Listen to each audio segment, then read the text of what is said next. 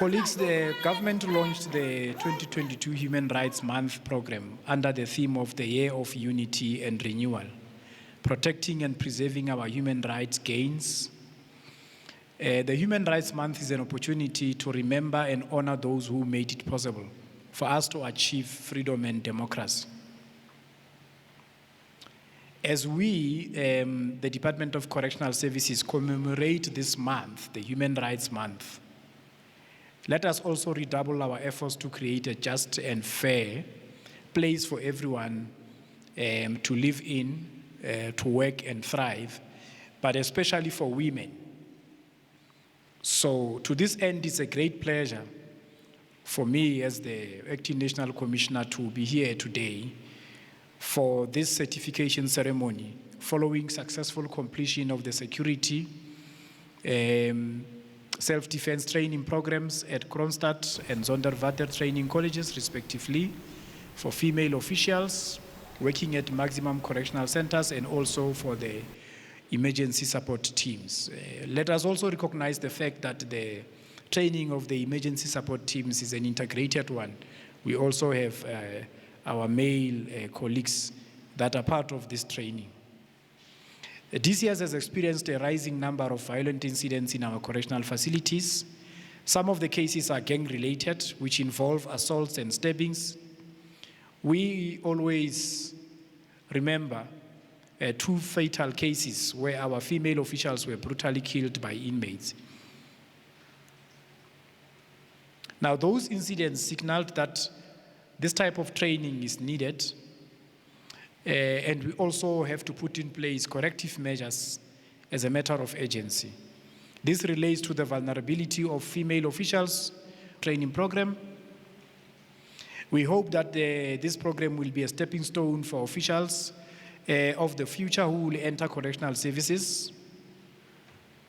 And we hope that, obviously, as I've indicated, you are well equipped now to better deal with challenges that you will face at a post or posting level. In terms of the type of training that was conducted,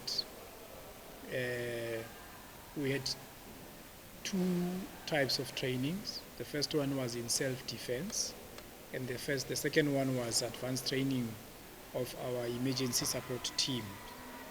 On the self-defense one, we had only female officials. On the EST training, we had female and male officials. And of course, they were taken through physical training with regards to tactical maneuvers and application of themselves to security environments. That also included the utilization of the security equipment that we provide for our officials.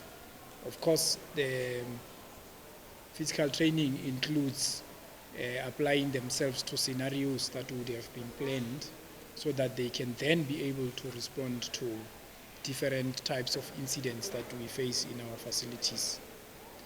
Now, the number that we have passing out of the training today is 120, so it will be 60 for self-defense and then 60 for EST training. They were also taken through theoretical training that obviously prepares them to plan properly. It prepares them to respond properly. It also prepares them to deal with an aftermath of a security incident. You will realize that once there's a security incident, you don't only apply yourself to responding to the incident, you also apply yourself to stabilizing the facility so that all other functions that are supposed to be discharged, that are normal, can continue to be discharged. The emphasis, obviously, is saving lives for both offenders and also saving lives for our own officials. Yes, the purpose of this training was to equip female officials working within maximum correctional centers. The reason for this training is just to ensure that female officials are equipped with skills that will help them to defend themselves when they are faced with difficult or dangerous situations within the correctional centers. So the emphasis on this training is on physical fitness as well as self-defense.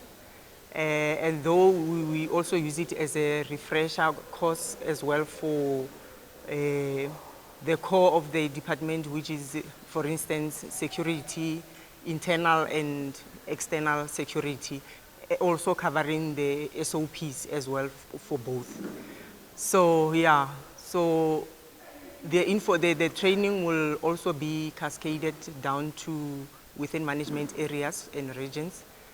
We have trained, the Directorate Functional and Management Training has trained about 76 master trainers who will assist the department to cascade this training to all female officials within the department.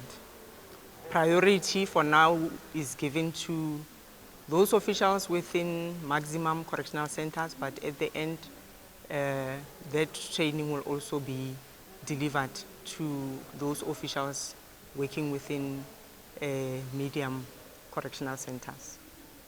E re thusitse haholo bakeng la hore in most cases because re sebetsa maximum ho bana le dintwa bakeng tsa batshwaruwa whereby santsong re acte and then re kgona ho minimize situation se bang teng ka hare ho ditronko haholoholo jwang o fumane bomme re fumana re le vulnerable because ha ona way ya hore re tla defenda ka teng. So this training e re thusitse hore ha re kopana le situation re tsebe hore re se handle but bearing in mind hore re sebedisa minimum force.